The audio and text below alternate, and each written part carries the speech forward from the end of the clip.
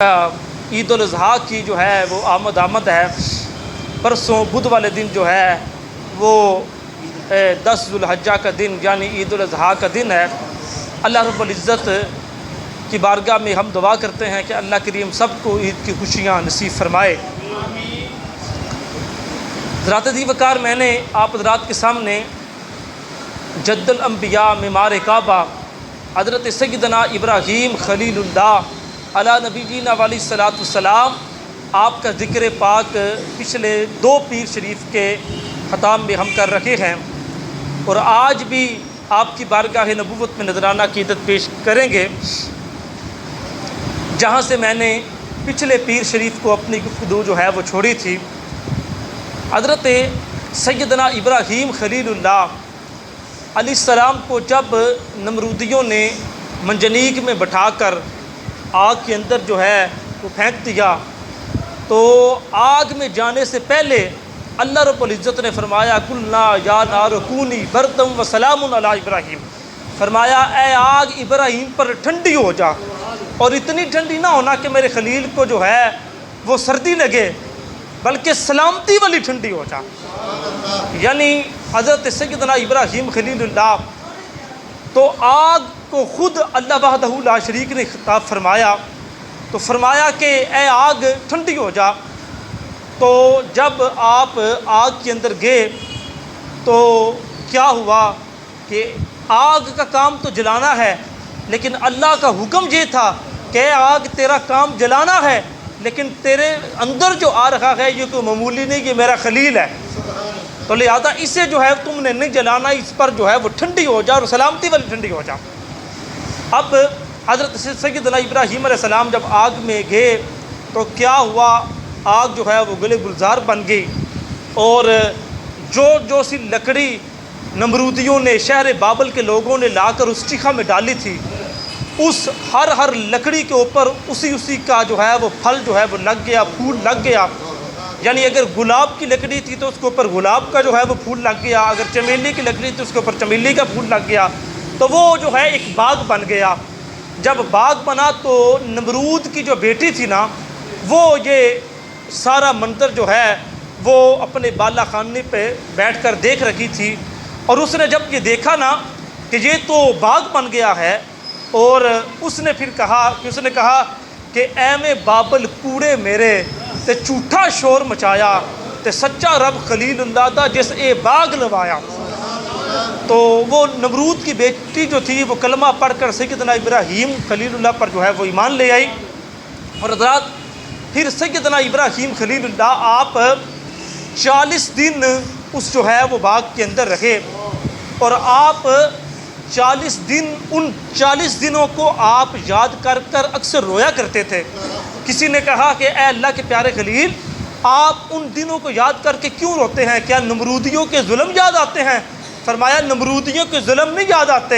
بلکہ وہ 40 دن جب میں اس چیخا میں، اس گلستان میں، اس جو ہے وہ باغ میں رہا ہوں، تو فرمایا ان 40 دنوں میں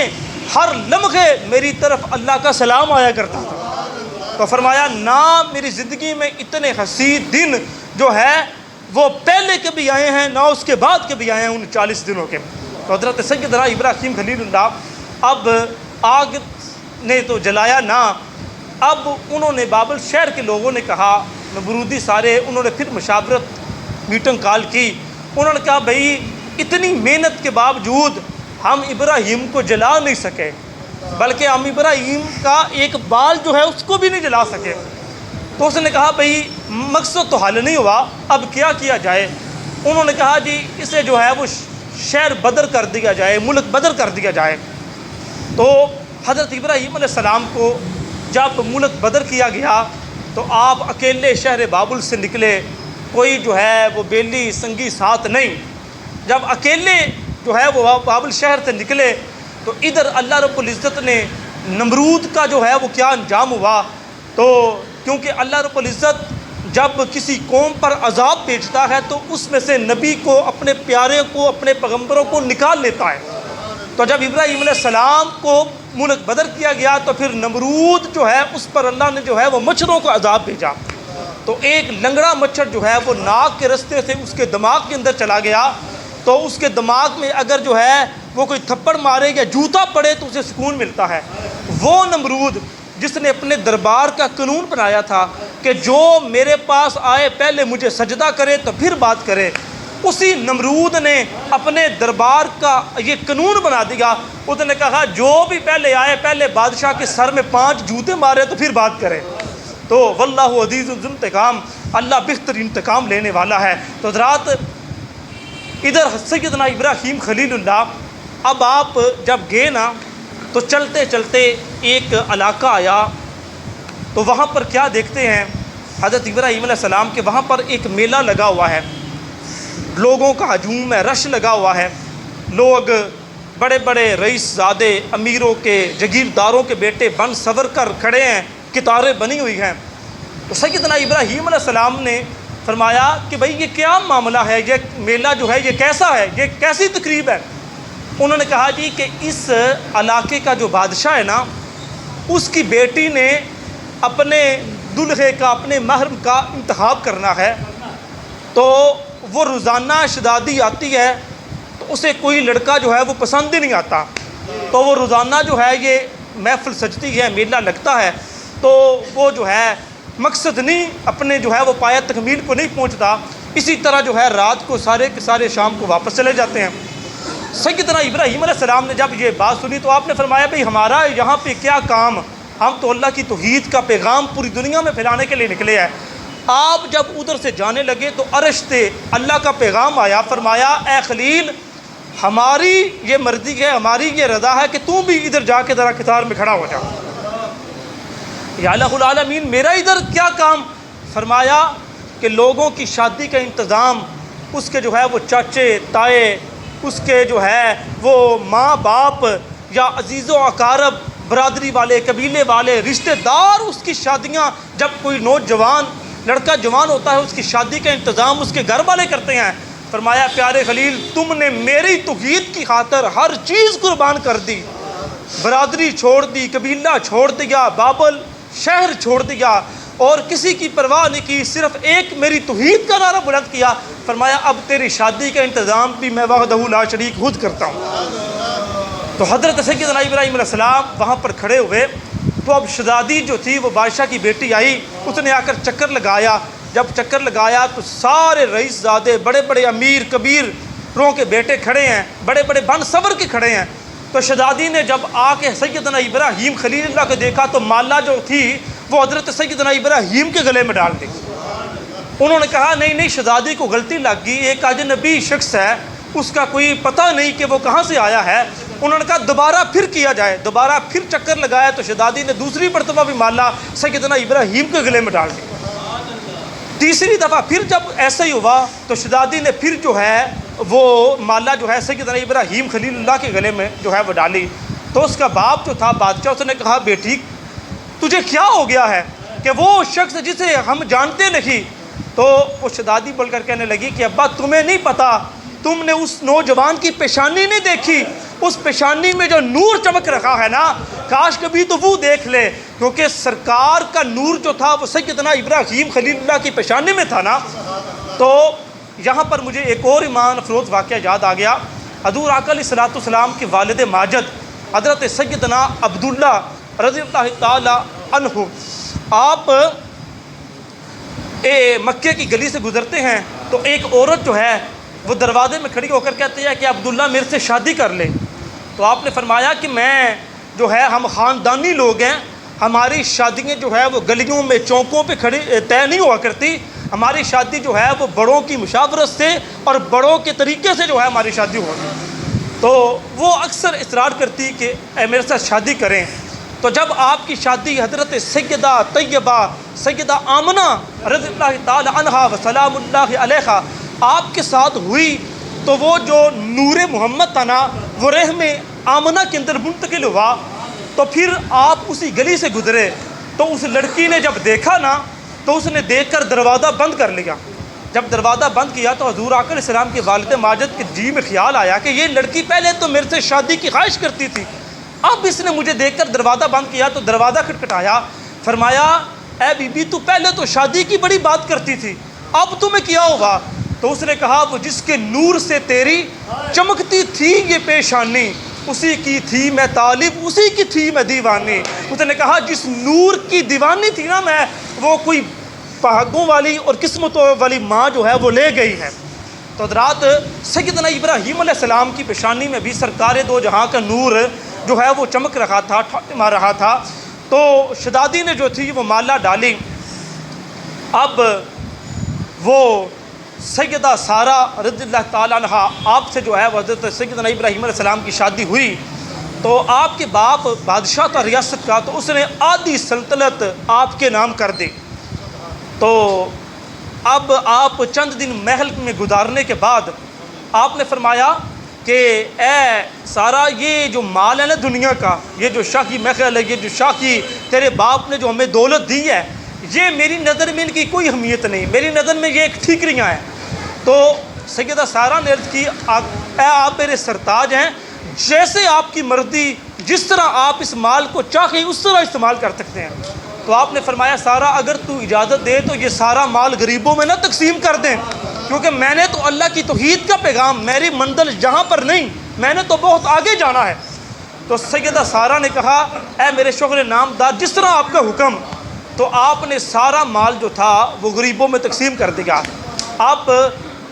اب میں بات کرنا چاہتا ہوں مصطفیٰ کریم آقا دو عالم نور مجسم کی بھی بات کروں، اپنے آقا مولا کی بھی بات کروں کہ جب سرکار دو جہاں کی شادی ام المومنین سیدہ خدیجہ الکبریٰ سے ہوئی تو آپ بھی جو ہے وہ ملکہ عرب تھی، بڑا مال تھا آپ کے پاس، سارا مال لا کے مصطفیٰ کریم کے قدموں پہ ڈھیر کر دیا۔ فرمایا خدیجہ اگر تو کہے تو یہ مال سارا غریبوں میں نہ تقسیم کر دے۔ عرض کی آقا جس طرح آپ کی مرضی، میں گڈی ہاتھ ڈور سجن دے، جنج رکھے انج رہنا، واجب نہیں وچ شریعت مندہ قسم نو کہنا۔ تو عرض کی آقا جس طرح آپ کی مرضی۔ تو سرکار دو جہاں نے بھی فرمایا مکے کے غریبوں آؤ، مکے کے یتیموں بے سہارا آؤ، اور سارا مال جو تھا وہ سرکار دو جہاں نے بھی جو ہے وہ راہ خدا میں تقسیم کر دیا۔ تو حضرت سیدنا ابراہیم علیہ السلام اب جب شادی ہوئی تو آپ جب محل میں چند دن گزارنے کے بعد جب گئے تو راستے کے اندر ایک ریاست تھی، اور اس ریاست کا ایک بادشاہ تھا۔ وہ بادشاہ بڑا بد کردار اور بڑا بد دیانت بادشاہ تھا۔ اس نے اپنے سپاہی، اپنے جو ہے وہ جو ہے اس کے سپاہی تھے، اس نے وہ اتنے چھوڑے ہوئے تھے کہ اگر کوئی خوبصورت حسین و جمیل لڑکی کوئی گزرے تو پہلے اسے پکڑ کے تم میرے پاس لاؤ، وہ ایک رات میرے ساتھ گزارے تو پھر آگے جائے۔ تو وہ بادشاہ جو تھا نا، اس نے جب آپ گزرے نا تو سیدہ سارہ کے ساتھ تو بادشاہ کے سپاہیوں نے جو ہے وہ حضرت سیدنا ابراہیم اور سیدہ سارہ کو پکڑ لیا، اور انہوں نے سیدہ سارہ کو لا کے الگ کمرے میں بند کر دیا اور سیدنا ابراہیم علیہ السلام کو الگ کمرے میں بند کر دیا۔ ادھر اللہ رب العزت نے فرمایا اے پیارے خلیل فکر نہ کر، یہ نہ کہنا کہ پتہ نہیں یہ کیا معاملہ ہے، ہم تیرے سامنے یہ جو کمرے کے درمیان میں دیوار ہے، ہم تیرے سامنے اس دیوار کو شیشے کی دیوار بنا دیتے ہیں، جو تو دیکھے گا اپنی آنکھوں کے سامنے دیکھے گا۔ تو سیدنا ابراہیم علیہ السلام دیکھ رکھے ہیں۔ تو وہ بادشاہ جب آیا تو وہ یوں برے ارادے سے ایسے ہاتھ آگے بڑھاتا ہے تو اس کا ہاتھ جو ہے وہ شل ہو جاتا ہے، تو جب پیچھے کرتا ہے تو ٹھیک ہو جاتا ہے۔ 2-3 مرتبہ اس نے ایسے کیا، آگے اگر ایسے چل کے جاتا ہے تو جو ہے اس کے قدم جو ہے پاؤں جو ہے وہ شل ہو جاتے ہیں، پیچھے ہوتا ہے تو ٹھیک ہو جاتا ہے۔ اس نے کہا کہ اے لڑکی تو کہنا ہے یا جادوگرنی ہے یا کیا ہے تم؟ تو سیدہ سارہ فرماتے ہیں کہ نہ میں کاہنہ ہوں نہ میں جادوگرنی ہوں، میں حرم ہوں پیغمبر کا، تو میری عزتوں کی حفاظت جو ہے وہ رب وحدہ لا شریک خود کر رہا ہے۔ تو سیدہ سارہ ادھر اللہ رب العزت نے سیدہ سارہ کی باری آئی تو اللہ نے دیوار جو ہے وہ شیشے کی بنا دی۔ فرمایا اے پیارے خلیل دیکھ اپنی آنکھوں سے۔ ادھر مصطفیٰ کریم کی باری آئی تو سرکار دو جہاں کی جو ہے وہ بیوی ام المومنین سیدہ عائشہ صدیقہ پر جب منافقوں نے تہمت لگائی تو اللہ رب العزت نے اپنی بے ریب بے عیب کتاب قرآن مجید فرقان حمید کو گواہ بنا کر جو ہے وہ بھیج دیا۔ حضرات یہ انبیاء کی شان ہے۔ تو حضرات سیدہ سارہ اب وہ بادشاہ نے اپنے برے ارادہ سے توبہ کی اور سیدنا ابراہیم کو بلایا تو یہ سیدہ ہاجرہ رضی اللہ تعالیٰ عنہا و سلام اللہ علیہا جو تھی، یہ اس کے پاس بادشاہ کے پاس تھی، تو اس نے کہا کہ جیسا معاملہ میرا سیدہ سارہ کے ساتھ پیش آیا ہے، سیم ہی معاملہ میرا اس خاتون کے ساتھ بھی پیش آیا ہے۔ میں جب اس کی طرف ہاتھ بڑھاتا تھا تو ہاتھ چھل ہو جاتا تھا، تو جس طرح سیدہ سارہ پاک دامنہ ہے، اسی طرح سیدہ ہاجرہ بھی پاک دامنہ ہے، تو لہذا میں یہ آپ کو بطور تحفہ بطور گفٹ دیتا ہوں، انہیں بھی ساتھ لے جائیں۔ تو سرکار سیدنا ابراہیم علیہ السلام سیدہ ہاجرہ کو بھی ساتھ لے کر آئے۔ تو حضرات پھر وقت گزرتا رہا، تو عمر جو ہی وہ جب 90 سال آپ کی عمر ہوئی تو آپ نے دعا مانگی، رب ہب لی من الصالحین، یا الہ العالمین نیک بیٹا عطا فرما، مجھے بیٹا عطا فرما اور نیک بیٹا عطا فرما۔ حضرات اولاد اگر بری ہو تو ماں باپ کا سر جو ہے وہ جھک جاتا ہے معاشرے میں، اور اگر اولاد نیک ہو تو ماں باپ کو قبروں میں بھی جو ہے وہ سکون ملتا رہتا ہے۔ مشکوٰۃ شریف کی حدیث ہے نا کہ ایک بندے کا جنت کے اندر درجہ بلند ہو گیا، اس نے عرض کی مولا میں نے یہاں پہ جنت میں آ کے تو کوئی عمل نہیں کیا، عمل تو وہی تھے جو دنیا میں نے کر دیے، اب میرے درجے بلند کیوں ہو رکھے گئے؟ تو فرمایا تو ایک نیک بیٹا چھوڑ آیا ہے، وہ تیرے لیے استغفار کر رکھا ہے، ہم تیرے جو ہے وہ جنت میں درجے بلند کر رکھے ہیں۔ تو حضرات یہ نیک اولاد مانگنی چاہیے۔ جب نیک اولاد تو اللہ رب العزت نے آپ کی دعا قبول کر لی اور فرمایا ہم تمہیں ایک ہیلم والے بیٹے کی بشارت دیتے ہیں۔ حضرت سیدنا مختصر کرتا ہوں، حضرت سیدنا اسماعیل علیہ السلام کی ولادت باسعادت ہوئی، تو جب آپ سارا دن تبلیغ سے آتے ہیں، آ کر رات کو بیٹے کو سینے سے لگاتے ہیں، اور ساری توجہ جو ہے وہ سیدہ ہاجرہ کی طرف جب ہوئی تو سیدہ سارہ نے دیکھا،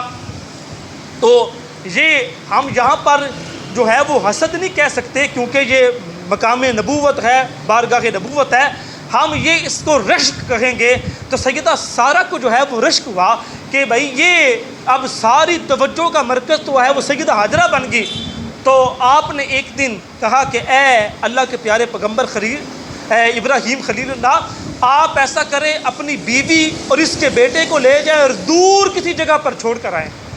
تو اللہ رب العزت نے فرمایا اے پیارے خلیل، جو سیرا کا فیصلہ ہے یہی حکم تیرے خدا کا بھی ہے۔ تو یہ امتحان تھا آپ کا۔ تو حضرت سیدنا ابراہیم علیہ السلام جب لے کر آئے تو اس مقام پر آئے جہاں پر آج بیت اللہ ہے، جہاں پر آب زمزم شریف کا چشمہ موجود ہے، تو وہاں پر آپ نے آ کر سیدہ ہاجرہ اور حضرت اسماعیل علیہ السلام کو چھوڑا اور فرمایا کہ میں اپنی بعض اولاد کو عزت والے گھر کے قریب چھوڑ کے جا رہا ہوں۔ یعنی کہ حضرت ابراہیم علیہ السلام جانتے ہیں کہ میری اور اولاد حضرت اسحاق علیہ السلام بھی ہونے والے ہیں۔ تو حضرات ذی وقار آپ نے سیدہ ہاجرہ کو اور سیدنا اسماعیل علیہ السلام کو جب چھوڑا تو کچھ زادے راہ، کچھ کھجوریں، کچھ ستو جو ہے کچھ پانی دیا۔ تو دینے کے بعد جب جانے لگے تو سیدہ ہاجرہ نے کہا کہ اے میرے شوہر نامدار، صرف اتنا تو بتا دیں کہ یہ اللہ کا حکم ہے یا آپ ناراض ہیں؟ تو سیدہ سارہ نے وعدہ لیا تھا کہ بات بھی نہیں کرنی، تو آپ نے یوں آسمان کی طرف اشارہ فرمایا کہ ہاجرہ اللہ کا حکم یہ ہے۔ تو سیدہ ہاجرہ نے پھر عرض کی اے میرے شوہر نامدار، پھر آپ فکر نہ کرے، اگر اللہ کا حکم ہے تو پھر آپ کا بھی وہی نگہبان ہے، میرا بھی وہی نگہبان ہے۔ تو آپ جب چند دنوں کے بعد تو وہ پانی جو ہے کھجوریں جو ہے وہ ختم ہو گئی، تو پھر ہوا کیا، سیدنا اسماعیل علیہ السلام ننھی عمر ہے تو پیاس کی شدت ہے۔ اب سیدہ ہاجرہ دوڑ کے قریب صفا اور مروہ پہاڑی ہے، دوڑ کے کبھی صفا پہ جاتی ہے، کبھی مروہ پہ جاتی ہے، کبھی صفا پہ جاتی ہے، پھر جی میں خیال آتا ہے کہیں میرے بیٹے کو کوئی درندہ نقصان نہ پہنچائے، پھر دوڑ کے جو ہے وہ مروہ پہ آتے ہیں، کبھی صفا پہ کبھی مروہ پہ۔ جب 7 چکر ہوئے، ادھر حضرت اسماعیل علیہ السلام جو ہے وہ ایڑیاں رگڑ گئے ہیں، تو کیا دیکھتے ہیں 7ویں چکر پر جب آئی تو اللہ رب العزت نے ایک پانی کا چشمہ جو ہے وہ جاری کر دیا۔ جب پانی کا چشمہ جاری ہوا تو جب قریب آئی تو آ کے فرمایا زمزم یا ماؤ زمزم، اے پانی رک جا، ٹھہر جا۔ میرے کریم آقا فرماتے ہیں کہ اگر میری دادی سیدہ ہاجرہ یہ نہ کہتی زمزم تو پانی اتنی تیزی سے پوری دنیا میں جاتا۔ حضرات جاتا تو اب بھی پوری دنیا میں ہے لیکن اب بطور تبرک جاتا ہے، لیکن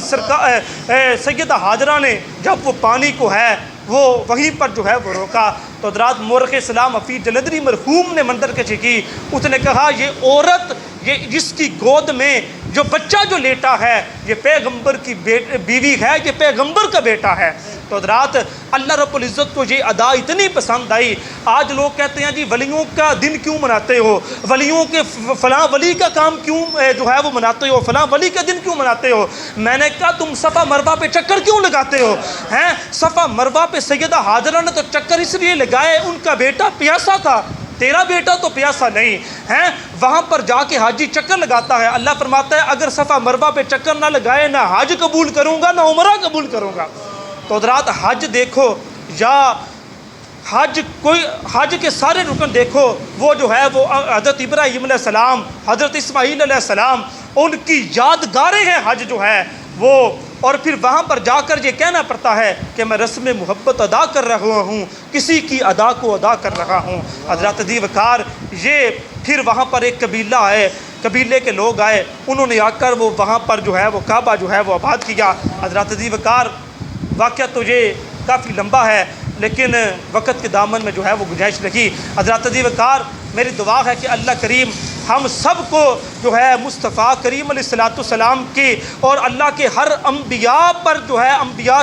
انبیاء سے محبت کرنے کی اور ان کی عظمت کو جو ہے وہ ماننے کی توفیق عطا فرمائے۔ اور حضرات آخر میں صرف اتنا کہوں گا کہ مکہ شریف وہ ہے کہ جہاں پر سیدہ ہاجرہ نے جو ہے وہ، اور پھر ایک وقت آیا کہ حضرت اسماعیل علیہ السلام اور حضرت ابراہیم علیہ السلام نے کعبہ کو جو ہے وہ تعمیر کیا، اللہ کے گھر کو تعمیر کیا۔ حضرات پھر جب سرکار دو جہاں تشریف لائے تو اللہ رب العزت نے فرمایا لا اقسم بہذا البلد وانت حل بہذا البلد، فرمایا محبوب مجھے اس شہر کی قسم ہے جہاں پر تیرے گورے گورے قدم لگے ہیں۔ تو آخر میں صرف اتنا کہوں گا کہ ہم اہل سنت والجماعت ہے، ہمارا عقیدہ یہ ہے، ہم مکے کو بھی مانتے ہیں، ہم مدینے کو بھی مانتے ہیں۔ آج لوگ کہتے ہیں جی مکے جاؤ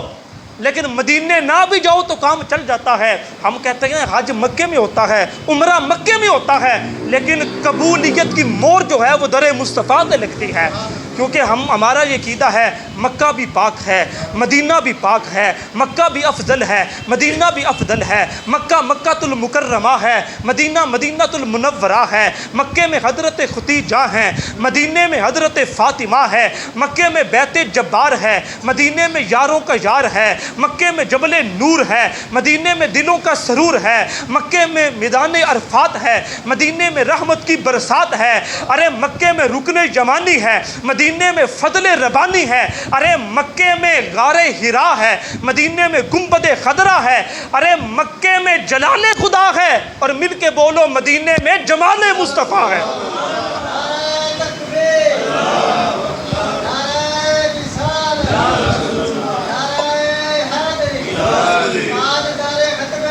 اور جب سے ملا ہے ہم کو یہ عشق کا کرینہ، ایک آنکھ میں ہے مکہ ایک آنکھ میں مدینہ۔ اور امام اہل سنت اعلی حضرت فرماتے ہیں حاجیو آؤ شہنشاہ کا روزہ دیکھو، کعبہ تو دیکھ چکے اب کعبے کا بھی کعبہ دیکھو، اور غور سے سن تو اے رضا کعبہ سے آتی ہے صدا، میری آنکھوں سے میرے پیارے کا روزہ دیکھو، وما علینا الا البلاغ۔